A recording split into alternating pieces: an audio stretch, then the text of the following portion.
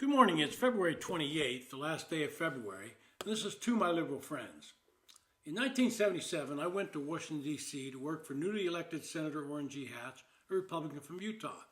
At that time, the Democrats were in the majority in the Senate and House. Jimmy Carter had just been elected as president. Democrats were riding high and thought they would control government for the foreseeable future. 4 years later, Ronald Reagan won the presidency and brought a Republican majority to the Senate. The House was still firmly in control of the Democrats, and most of us thought they would retain that advantage in the future. But then along came Newt Gingrich and his contract with America, and suddenly Republicans were controlling Congress, and Bill Clinton was in the White House. Clinton, being the ultimate politician, pivoted and began working with the Republican majorities in the Congress. The result were bills like welfare reform, and guess what? A balanced budget.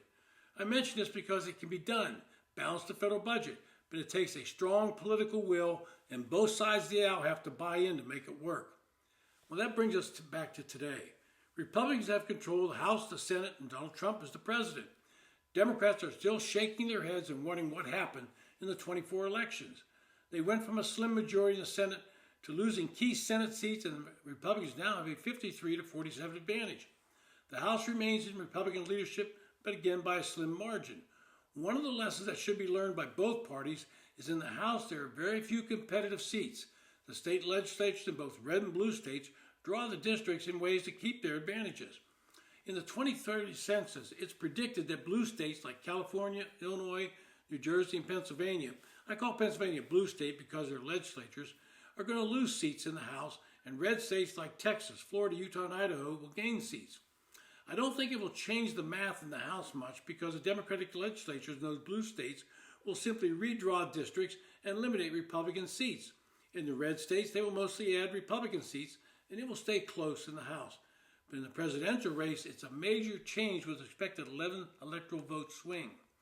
Well, today, Democrats are trying to figure out where they are and where they're going. Trump is moving so fast on this agenda they cannot keep up. Having somebody like Chuck Schumer stand outside a government building leading rallies while he chants "we will win" is not doing much. And what are they going to win? They had no coherent policy about how to move forward. The reasonable people in the Democratic Party understand they need to change their direction, they need to moderate their message and back away from the cliff the left wing of the party has placed on them with their cultural radicalism. You hear some of the party say they need to reconnect with middle America, particularly the working men and women of the country. They need to get out of their urban bubbles and find out what the rest of America is saying and thinking. But the moment they attempt to do this, they're attacked by the left-wing base of the party. And this schism within the party has been building for several years. People like the old blue dog Democrats are no longer around and don't have any voice in the party. The progressive wing took over and forced them to retreat. Some of them were picked off in primaries or forced to simply give up and resign. They were being presented with unpopular legislation, and in the end it did them in.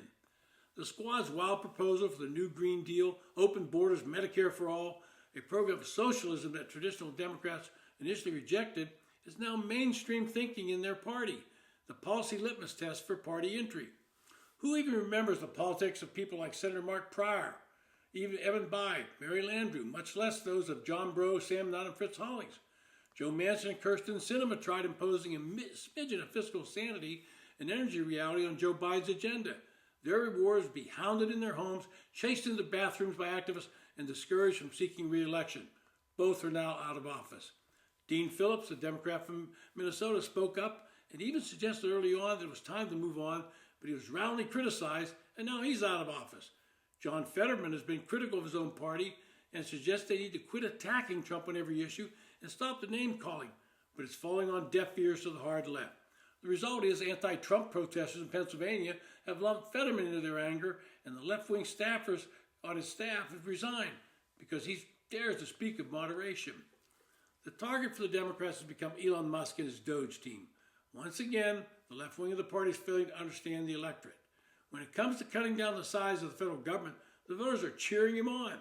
Democrats are allowing themselves to be viewed as the party defending waste and abuse in the federal budget. They're alienating the very voters they say they need to reconnect with to win elections. And all of this should be a lesson to the Republicans. This could be the MAGA future.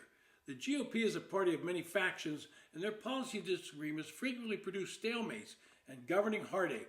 Influential Trump supporters are honing their own methods for stamping out even mild disagreement with the president's approach. Rally online supporters of Paulon labeled a targeted member of the Uniparty, or worse, a rhino who's part of the establishment, and threatened them with a primary. They should be careful not to eat their own, which is what the left wing of the Democratic Party is engaged in today. I want the Republican Party to be a big tent that allows for differing views. The modern conservative movement has been full of innovative ideas. We pride ourselves, and I am a Republican, on individualism and entrepreneurship. The Republicans need to debate issues within their caucuses, but once they make a decision, they need to unify behind it. If they fail to do this and try to force conformity on everyone, they're going to suffer the same fate as the Democrats are struggling with today. This has been To My Liberal Friends. Thanks for listening.